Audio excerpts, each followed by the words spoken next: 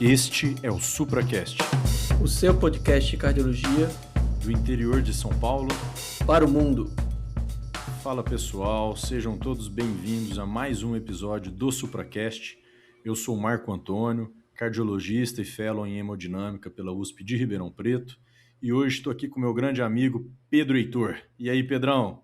Fala pessoal, eu sou o Pedro Heitor, como vocês já conhecem, sou cardiologista e fellow em arritmologia clínica, eletrofisiologia e marca-passo também pela USP de Ribeirão Preto. Fala Marcão, quanto tempo, hein? Como é que foram as férias? Fazia tempo que a gente não gravava, hein, meu amigo? Fazia sim, Marcão. E aí, muita trilha? Deixou alguém para trás esse ano? Deixei ninguém para trás, todo mundo junto, começa junto, termina junto, meu amigo. Boa, Marcão, primeira regra dos trilheiros. Isso aí, com certeza. Pedrão, hoje a gente vai falar de um assunto que você gosta pouco, né? Ah, eu gosto demais. Então, pessoal, hoje a gente vai abordar um tema aí que é bem desafiador, que envolve muito medo, de fato, assim, ainda no pronto-socorro, na emergência. Hoje nós vamos falar de arritmias ventriculares. E aí, Pedrão, No você tem pronto-socorro. Exatamente, no pronto-socorro. O objetivo Pedrão, aqui é tentar desmistificar, né? Tentar mostrar o que é que tem de fato, o que é que dá para fazer e não dá para fazer, né? e para realmente ajudar o nosso ouvinte a não ter medo quando se deparar com essa entidade ali na hora que a casa está caindo, né? O paciente tá grave ali na frente dele. Enfim, vamos ajudar o pessoal, não é isso? Isso aí, Marcão. E você tem um desafio aí pra gente, Pedrão? Tenho sim, Marcão. Falando aí de arritmias ventriculares, tem um clássico que a gente sempre nome, um nome até meio poético, né, do francês, o Tossat de Pointes, nome bonito, e que a gente já até sabe que é batido o uso clássico do magnésio. Mas nem sempre soube-se que o magnésio dava para ser utilizado, né? Isso é uns estudos aí da década de 80. E eu queria desafiar o ouvinte a tentar pensar o que é que era possível ser feito antes do magnésio ser descoberto como alternativa. O que é que a gente dava para fazer? Show de bola. Depois a gente traz isso, então, outra alternativa aí para essa entidade. Como é que é, Pedrão? Repete aí pra gente, que eu gostei, hein? Tossat de Pointes. Ah, aí sim, meu amigo.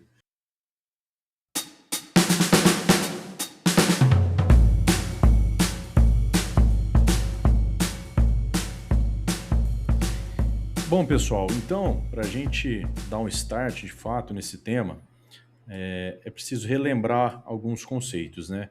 A arritmia ventricular, na realidade, ela é um conjunto heterogêneo de arritmias, né? A gente encontra até desde uma entidade mais benigna, como a extracístole ventricular, que inclusive eu e o Pedro gravamos um episódio, a gente tem um episódio super bacana de Boa extracístole lembrança, ventricular, Marcão. né? Mas também pode ser uma TV, ataque cardíaco ventricular, né? E aí tem os seus subtipos que a gente vai elencar. Pode ser até uma arritmia de ritmo de parada cardíaca, como a FV. Então, o que chama atenção é que tem desde quadro muito benigno até potencialmente fatal e ritmo de parada cardíaca. E por isso que é importante a gente saber lidar com essa arritmia, né? Por definição, ataque cardíaco ventricular é uma ataque arritmia, ou seja, mais de 100 batimentos por minuto, com um QRS alargado, mais do que 120 milissegundos, perfeito? Ela pode ser, né, monomórfica ou polimórfica, isso aí vai depender, né, da apresentação do QRS, se tem o mesmo formato, se vai ser monomórfica ou se tem formatos diferentes, podendo ser polimórfica, e pode ser sustentada se tiver mais que 30 segundos de duração ou algum fator de instabilidade hemodinâmica. Perfeito? E aí, as arritmias ventriculares, assim como as arritmias em geral, elas têm basicamente os seus mecanismos básicos, né, os três importantes ali. E aí, Pedrão, eu queria que você falasse um pouquinho para a gente da fisiopatologia dessa arritmia. Boa, Marcão. Aqui o objetivo desse episódio não é também estender e exaurir esse tema, até porque se eu for falar muito aqui de fisiopatologia, nosso ouvinte, 7 horas da manhã que sai o episódio, ele Vamos vai ficar até amanhã, cochilar. né? Vai Então, dormir. ele vai dormir no volante, às vezes, muitas vezes a gente está dirigindo indo para o hospital. Mas vamos só tentar imaginar e entender quais são os principais mecanismos que estão relacionados a essas arritmias ventriculares. O primeiro, a automaticidade, tá? Nossas células do nosso coração tem células que são especialistas para o sistema de condução e tem células que não, especificamente as células musculares.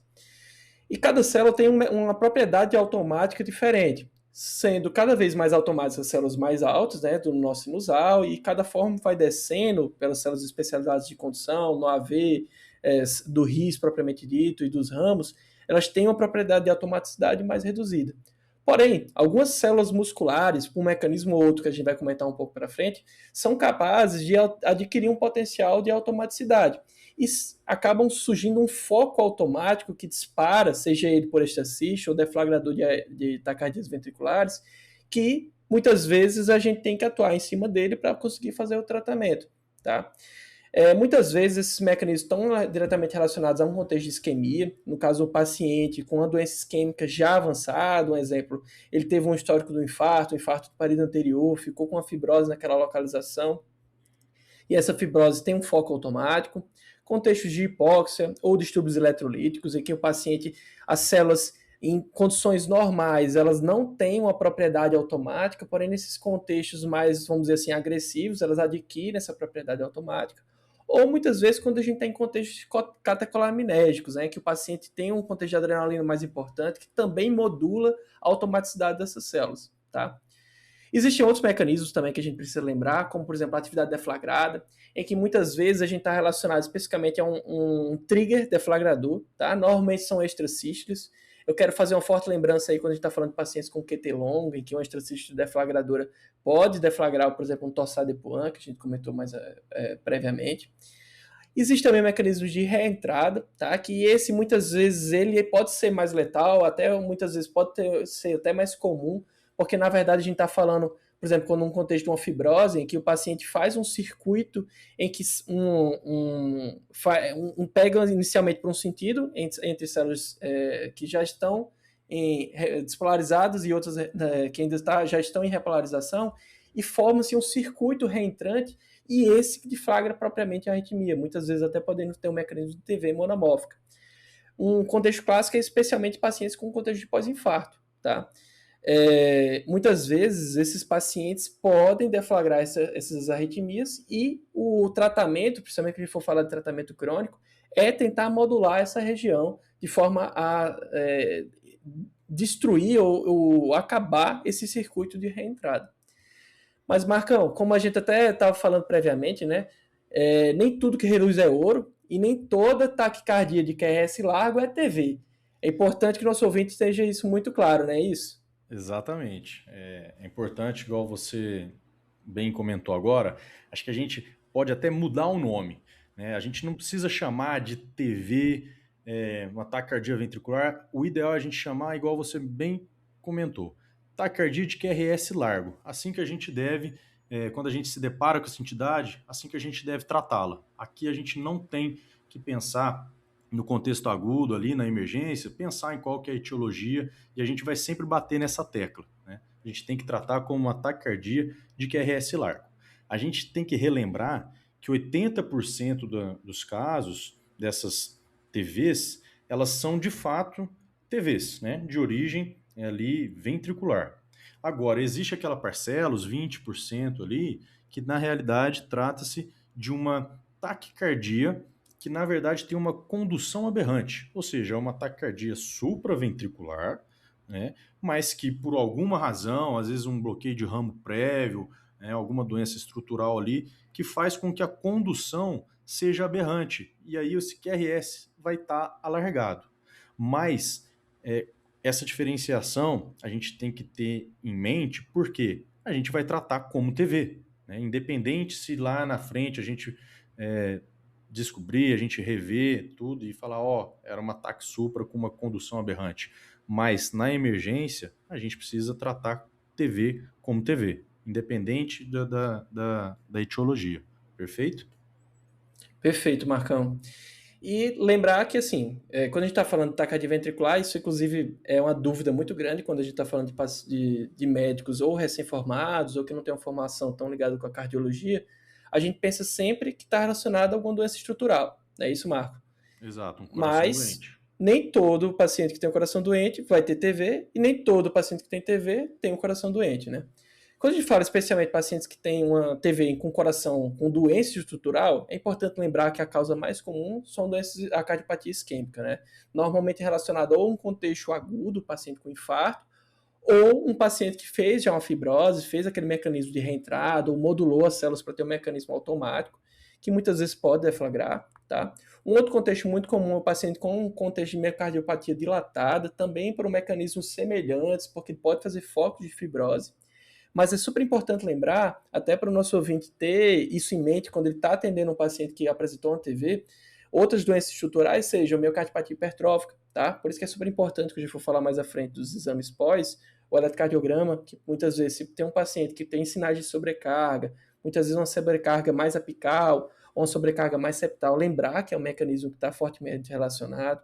A displasia ritmogênica do VD, que inclusive a gente tem episódio, é importante o ouvinte lembrar também da repolarização, especialmente em derivações da direita, né, V1, V2, que vai estar uma repolarização alterada, e até mesmo da miocardite, que é um paciente que poderia ter um coração estruturalmente normal previamente, mas está inflamado, por isso que é muito importante na história clínica a gente tentar tirar essa informação, se o paciente teve um surto infeccioso previamente, especialmente a uma infecção, às vezes, muito comum ser relacionada à etiologia viral, tá? É importante ter essa lembrança. E trazendo uma lembrança aí de taquicardia com coração normal, que é importante a gente saber que existe. Existe também a TV idiopática, né, que é especificamente quando a gente não tem uma etiologia muito clara para ela, a gente fez uma estratificação completa do nosso paciente, ou até mesmo a TV fascicular, que pode acontecer no coração estruturalmente normal. É isso, Marco? Isso aí. E acho que a mensagem que fica, né, é que a gente tem que levantar essas possibilidades diagnósticas quando a gente está com o Exato. paciente diante dessa TV, né, dessa taquicardia de QRS largo, né? Lembrar que TV ela é um diagnóstico eletrocardiográfico, mas não é um diagnóstico etiológico. O paciente ter feito uma TV não quer dizer que ele não tenha doença ou a doença dele é a TV. A gente tem que achar uma doença de base ou achar um coração estruturalmente normal. Exatamente. E aí, né, a gente vai seguir com a investigação, exames complementares e tudo mais, mais adiante. Alguns pontos aqui, né, que a gente tem sempre que, na emergência, pensar em algumas causas agudas, algumas causas reversíveis ali. Então, os exames laboratoriais com distúrbios hidroeletrolíticos vão ser fundamentais, né? Talvez ali a presença de acidose, corrigir essas alterações, lembrar que da utilização de drogas, né, algumas drogas que têm ali um componente pró-arrítmico, lembrar, né, da RIVA, né, do RIVA, o ritmo idioventricular acelerado, né, que é um ritmo de reperfusão, né, que é aquela TV se apresenta como uma taquicardia ventricular, um QRS alargado, mas com uma frequência mais baixa, né? E que é muito comum no contexto ali peri-infarto. Inclusive, eu estava comentando justamente isso com o Pedro, né, um tempo atrás, que não é incomum, o paciente, né, chega pela rede Supra, e aí chegou recentemente o paciente fazendo o ritmo de RIVA, e chegou sem dor, chegou já com Supra resolvido, né, ou seja, ele reperfundiu espontaneamente. Então é um paciente que a gente vai poder estratificá-lo com mais calma, não vai ser na emergência, né? Então, Exato. tudo isso é importante. E um E ponto não é também. incomum o pessoal ver uma riva dessa, achar que às vezes que é uma TV e fazer a mildarona, por exemplo, né, que a gente vai falar mais à frente sobre o manejo. Exatamente. Só Então, que é por isso que a gente importante tem a que gente conhecer. diferenciar, né?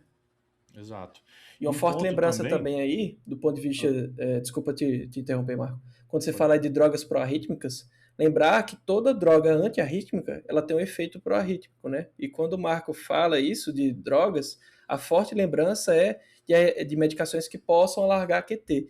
Sejam elas, como a gente falou, drogas anti-arrítmicas, como, por exemplo, o sotalol, ou mesmo medicações que a gente normalmente não está comumente relacionadas, como por exemplo o antibióticos, tá? Que azitromicina ou Macrolídeos, né? mesmo Perfeito, macrolídeos, né, boa. classicamente é relacionado, então é importante lembrar disso tudo. E tudo isso a gente vai estar questionando, né? Perguntando, pacientes, familiares, enfim, vai ser ali na anamnese, né? E um ponto que eu queria ressaltar também, o Pedro, para a gente lembrar, né, que quando se apresenta aquela taquicardia de QRS largo, né, a TV monomórfica, né, na grande parte, igual você bem comentou, das vezes, trata-se de uma cicatriz. É um paciente que já teve um evento lá atrás, né? E, enfim, ou tem alguma outra comorbidade ali, e tem uma cicatriz, uma fibrose local. Ela raramente vai ser uma isquemia aguda, por assim dizer, né? A TV polimórfica, né, ela em si é uma questão aguda, uma isquemia aguda ali. Agora, a TV monomórfica, ela costuma ser mais secundária a uma cicatriz, a uma fibrose, tá? E aí, Pedrão, vamos partir então para a gente pincelar bem esse manejo inicial, né? E aqui reforçar a ideia de que estou diante de uma taquicardia de QRS largo. Será que vamos usar algoritmos? Será que é TV com aberrância? Será que é TV de fato? Nada disso importa nesse momento. Isso aí, Marcão. A primeira coisa a se fazer diante dessa entidade é determinar se o meu paciente está estável ou instável do ponto de vista hemodinâmico. É isso, é exame físico, é estar do lado do paciente e determinar isso. Como? A gente vai avaliar se ele está hipotenso, se ele está tendo uma dor torácica, né, secundária a essa arritmia, se ele está em franco edema agudo de pulmão, né, se ele está tendo alteração de nível de consciência, se ele está rebaixando, né, está mal perfundido. Então, é o exame físico, é o beira-leito aqui. Porque se a gente determinar que esse paciente está instável, aí a nossa conduta é imediata. Cardioversão elétrica e sincronizada. Perfeito? Exatamente. 200 joules, né, no desfibrilador ali no bivolt, e sincronizado. É de pronto. Agora, Especialmente se quando a ele gente fala tá... de TV monomórfica, né? Exatamente, exatamente. Porque se for por um outro tipo de TV polimórfica igual a FV, aí já não é um ritmo de parada, aí é outra conversa, a gente vai ter que desfibrilar. Agora, tratando-se de TV, né, uma taquicardia de QRS largo, regular, monomórfica, com critérios de instabilidade, sincronização do cardioversor e a cardioversão elétrica. Isso aí. Essa mensagem que o Marco passou é fundamental. Talvez eu acho que se o ouvinte quiser assim, não, eu quero guardar alguma coisa, guarde o que você falou. Não é para ficar fosforilando, ah, não, isso aqui é um bloqueio de ramo prévio, ah, não, isso aqui é um ataque supra com aberrância. Não, cara, tá instável. Não é para ficar pensando. Você vai conduzir como taquicardia largo, instável. Você salva vidas quando você conduz dessa forma. Quanto você perde tempo, quanto mais tempo você perde, mais você aumenta a mortalidade do seu paciente, tá?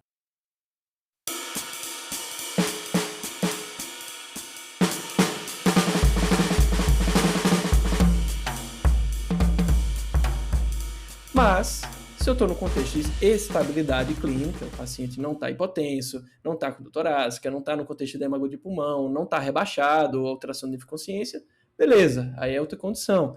Aí eu posso tentar pensar, mas ainda assim de uma forma protocolar, tentar pensar de uma forma organizada. Eu estou com um paciente num contexto de uma TV monomórfica, sustentada, regular, aí, quando a gente vai para os algoritmos, especificamente do ACLS, ele determina para a gente tentar fazer adenosina primeiro, justamente por esse risco de a gente estar diante de uma taquicardia supraventricular conduzida com aberrância. O paciente já tem uma aberrância prévia, talvez por um bloqueio de ramo prévio, e daí ele fez uma taquicardia, seja ela supraventricular ou mesmo uma taquicardia sinusal, né, que por definição é supraventricular. A gente pode tentar também, vai desmascarar, tá? Não respondeu, aí a primeira linha vai ser com a amiodarona EV. Inclusive, a gente já tem episódio da amiodarona, nem vou entrar aqui no tópico de como é que a gente faz ataque, como é que a gente faz manutenção. Tem todos uns cuidados, né, Pedrão? Tem todo Exatamente, tem algumas todo um nuances. protocolo, todas as nuances, como é que ela atua. É importante que o ouvinte vá para esse episódio aí e escuta, tá? E quando a gente está falando de TV polimórfica, é importante que a gente avalie como é que está o jeitão dessa TV. É uma TV polimórfica com aquele padrão clássico que a gente começou de torsade de Points, torção das pontas, em que o QRS ele aumenta sua amplitude, reduz sua amplitude, como se fosse umas alças de uns cordões que estão balançando. Beleza. Aí a gente tem o tratamento clássico que é com sulfato de magnésio. As outras opções eu vou comentar um pouquinho mais para frente, ou pelo menos as opções que eram feitas no passado, antes do sulfato de magnésio. Isso aí eu vou comentar mais à frente na resposta do desafio. Mas eu estou diante então de uma TV polimórfica que não tem esse padrão. Lembrar, talvez, para diagnósticos diferenciais, especialmente às vezes uma FA pré-excitada, esse tipo de paciente, com contexto de FA pré-excitada, a gente não tende a tratar tanto com medicamento. Aqui a cardioversão elétrica é super importante. justamente pelo risco do nosso paciente, você fazer uma medicação que bloqueia o NOAV, conduzir de forma aberrante aí pelo feixe acessório, e daí esse paciente fazer um FV. Aí, se você, inicialmente, nesse paciente, você conduziu com a amiodarona, você vai transformar ele no ritmo de parada, tá? É cardioverter.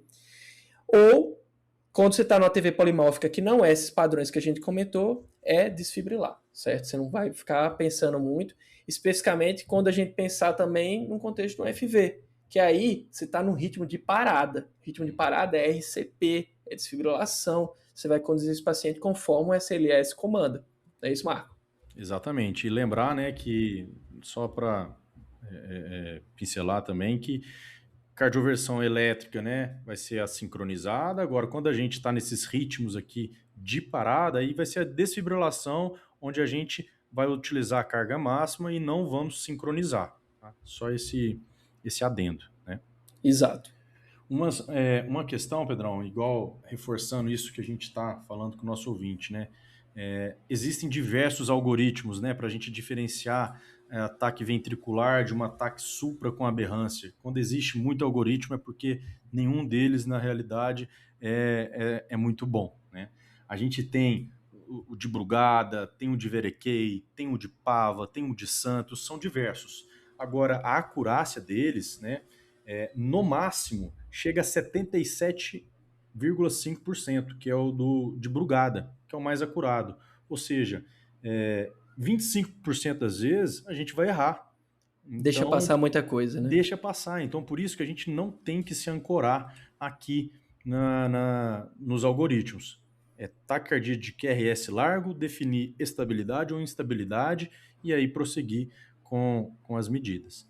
Você faz o manuseio inicial do paciente, né, aquele manejo, e depois você pensa, aplica os critérios, aplica mais de um, né? Aí você vai Exatamente. conduzir. Nunca aplicar só um, né? Mais de um, ver. Agora, eu acho que algumas dicas, né? Já pensando aqui, então, nesse momento após a estabilização do paciente, né, pensando no depois, você já fez as medidas, o paciente está monitorizado, já está com acesso, já fez a medicação, saiu dessa emergência, saiu dessa fase mais grave.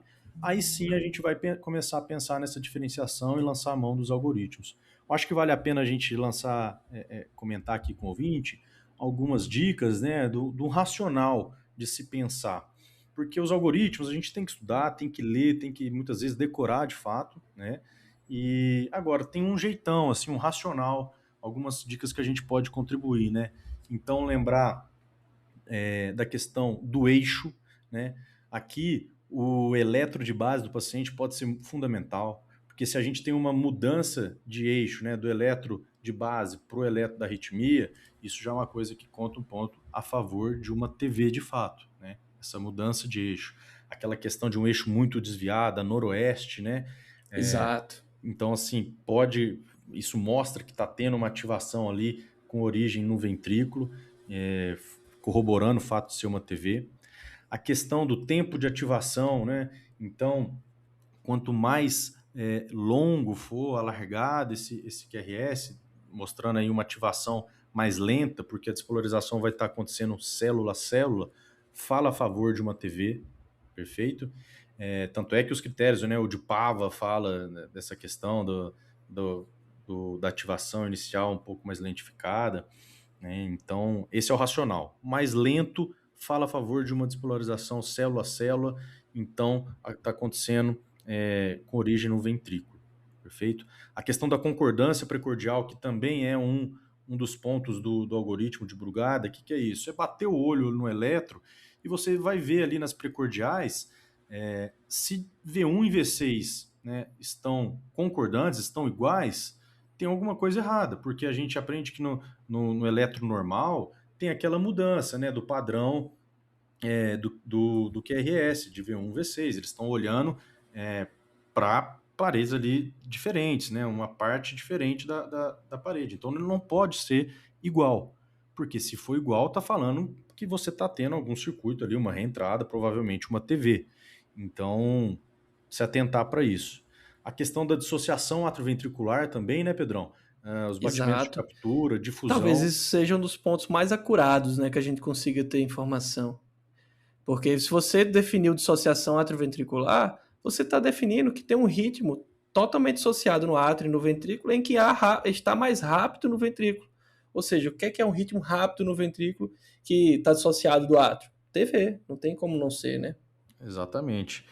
Então, se você encontrar, né, esses batimentos, é um indício também da taquicardia ventricular.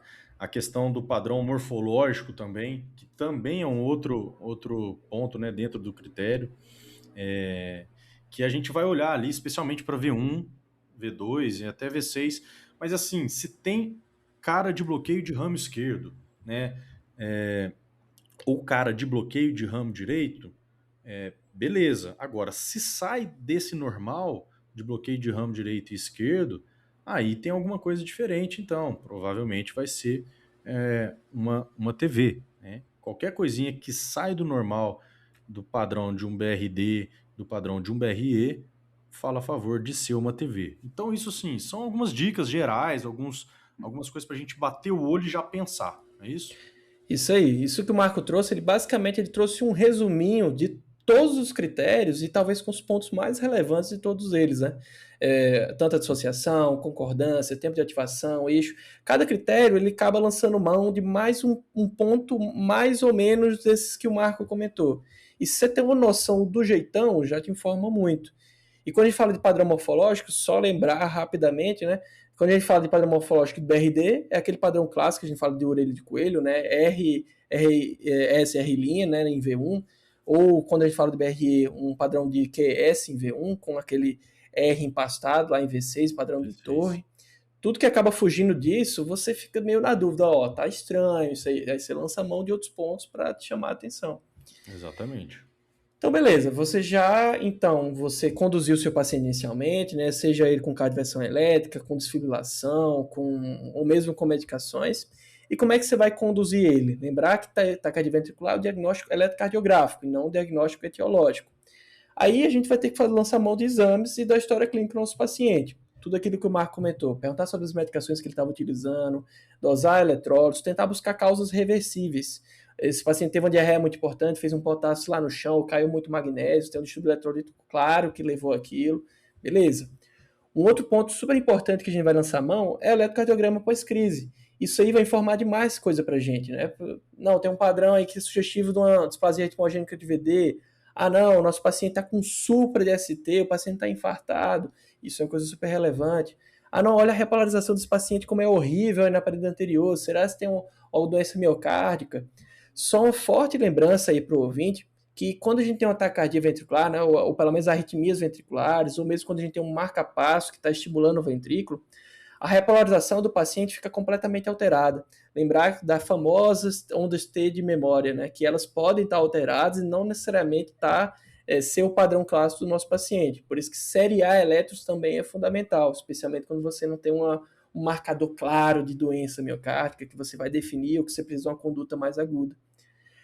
Lembrar também que a gente tem que ter o ecocardiograma. O ecocardiograma vai dar todas as informações do ponto de vista miocárdico do nosso paciente. Fundamental, né, Pedrão? Isso Se aí tem valvopatia, se tem uma alteração de mobilidade segmentar, né, Marco, que você vai às vezes lembrar do infarto ou um bloqueio de ramo. Se nosso paciente tem alguma alteração que é clássica às vezes de outras doenças, como por exemplo uma hipertrofia septal, para se lembrar aí do hipertrófica, ou de junção, às vezes, do anel mitral, que pode ser interessante também, que tem um certo marcador relacionado a arritmias ventriculares. Perfeito, bem lembrado. Mas, Marcão, aí já entrando para sua área, eu quero que você explique para mim e para o público. CAT para todo mundo? O cara chegou, às vezes, parado, teve um FV, ou teve uma TV instável, tracei o eletro depois, tem supra, não tem supra, manda pro CAT, não manda, me explica aí. Isso aí dá muita dúvida, né, Pedrão, no dia a dia mesmo, na prática clínica. Só uma lembrança também, o eco vai ser fundamental, lembrar também da ressonância, né, ao longo da investigação, a ressonância pode Exato. trazer muita informação, quantificar a área de fibrose, né, identificar outros padrões de miocardiopatias, enfim, a ressonância também pode ajudar muito. Em relação ao CAT, né, o cateterismo aqui, a gente acaba vendo que vai às vezes até uma indicação assim, uma superindicação, né? Por assim dizer, muitas vezes sem a real necessidade. Mas vai ser de suma importância, porque a gente sempre tem que lembrar da doença isquêmica. Então, tem alguns padrões, né? Tem até alguns estudos que já trouxeram essa informação para nós, né? Por exemplo, o COACT Trial, né? Que foi um estudo para determinar, né, se haveria benefício de uma estratificação invasiva com cateterismo pós-parada, né? E aí, o que foi visto, né? Pacientes, né, em ritmo chocável, né? Aquele paciente que teve uma parada em ritmo chocável e é que tem um supra no eletro pós-parada, esse paciente sim tem que ir para estratificação imediata, perfeito? Ali, o mais rápido possível. Agora, o paciente que não tem um supradesnivelamento do segmento ST no contexto pós-parada, esse a gente vai avaliar o contexto clínico, as comorbidades, enfim, todas as informações. Muitas vezes vai acabar sendo estratificado, mas ele não tem uma emergência, não precisa ser ali naquele momento, pós-parada. A gente pode estabilizar o paciente primeiro, lançar a mão de droga vasoativa, às vezes o paciente vai precisar, né, vai estar entubado, etc e tal, porque a gente sabe que o eletro pós-parada está lotado de alterações, às vezes é difícil, o eletro não é bom, não ficou, não está muito bem realizado, a gente sabe que é um contexto ali complexo, então a gente tem que ter um pouco de calma, né? E lembrar daquele ponto que a gente comentou, o paciente que está fazendo uma taquicardia ventricular monomórfica, ela raramente vai ser uma isquemia aguda, né? Muito provavelmente trata-se de uma cicatriz. Então a gente vai pensar em cateterismo se tiver num contexto de isquemia, num contexto de síndrome coronariana aguda, por exemplo. Agora, se não, a gente pode pensar em outros exames para ajudar. O cateterismo aqui vai ser então num contexto de síndrome coronariana aguda, vai ser no pós-parada, um ritmo chocável, especialmente, que tem um supra no supra ST no eletro pós, mas não é para todo mundo, são mais nessas situações mais específicas. Boa lembrança, Marcão. E já puxando aí para o meu lado, né? Qual que é o papel do estudado fisiológico nesses pacientes? Lembrar que aqui, o estudado fisiológico, você tem uma TV documentada, bem, para qual que vai ser o seu intuito, né? Para tentar fazer uma nova TV no seu paciente que já apresentou, é um paciente que já é isquêmico, um exemplo, com cardiopatia isquêmica, que tem uma disfunção ventricular, já tem uma TV, se ele está ou não otimizado o tratamento clínico, o que é que ele vai trazer a mais de informação? Aí a gente tem que lidar diretamente se a gente vai tratar o nosso paciente com medicações, com o CDI para prevenção de morte súbita. O estudado fisiológico não tem tanto esse papel. O que é que ele vai ser interessante? Talvez para aquele paciente que a gente não tem uma documentação clara ainda da arritmia ventricular, ele tem síncopes sugestivas, por exemplo, ou então a gente tem um paciente que a gente está considerando, teve todo um contexto clínico, ele não estava bem tratado, e às vezes a gente está querendo fazer um novo estudo agora num contexto melhor, para ver se esse paciente realmente tem potencial de induzir arritmias ventriculares, ou ainda no contexto de ablação, que aí, beleza, a gente vai atuar sobre aquele foco arritmogênico. Aí a gente tem um padrão interessante para a gente tentar associar. Mas tem que ser sempre pensado nessas ressalvas, não é isso, Marco? Exatamente. Então tem que selecionar muito bem o paciente, né? Não é, até porque não é para todo mundo, não é tão amplamente disponível. É uma coisa mais restrita para os pacientes que realmente precisam, né? Exatamente. E aí, Marcão, vamos fazer aquele resumo rápido, bate-bola? Bora então, Pedrão, bora pro bate-bola.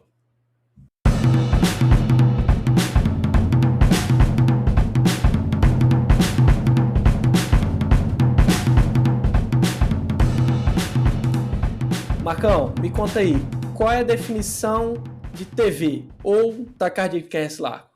Exatamente, Pedrão. Taquicardia de QRS largo. Mais do que 100 batimentos por minuto e um QRS alargado, mais do que 120 milissegundos, maior do que 3 quadradinhos. Boa. Pedrão, qual que é a principal etiologia?